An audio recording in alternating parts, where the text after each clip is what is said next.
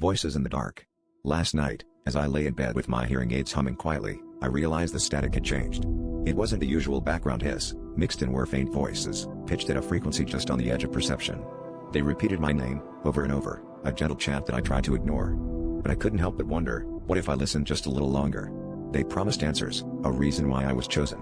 I kept my eyes closed, afraid that opening them might let something in. The voices grew clearer as the minutes crawled by, threading through the silence of my apartment.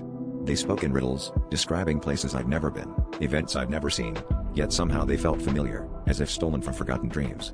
I tried turning the aids off, but the chanting only burrowed deeper, vibrating in my skull. It was as if the sound wasn't coming from the devices at all, but from somewhere inside me. The urge to listen grew overwhelming, as if I'd always been waiting for this moment. I got up and wandered to the window, drawn by a compulsion I couldn't fight. Down below, the streetlights flickered rhythmically, spelling out patterns in the gloom. The voices guided my gaze until I spotted a figure standing perfectly still beneath the last lamp. My name echoed from the dark, and I felt suddenly exposed, as if every secret I'd ever kept was being whispered back to me. The figure raised its hand and beckoned, promising the truth if I stepped outside, if I listened just a little longer. I hesitated, but the voices pressed in, overwhelming every rational thought. I opened the door and let the night air swallow me whole.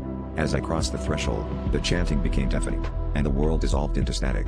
The last thing I remember is the promise ringing in my ears, now that you've heard us, there's no turning back. You were never supposed to listen, now you belong to us.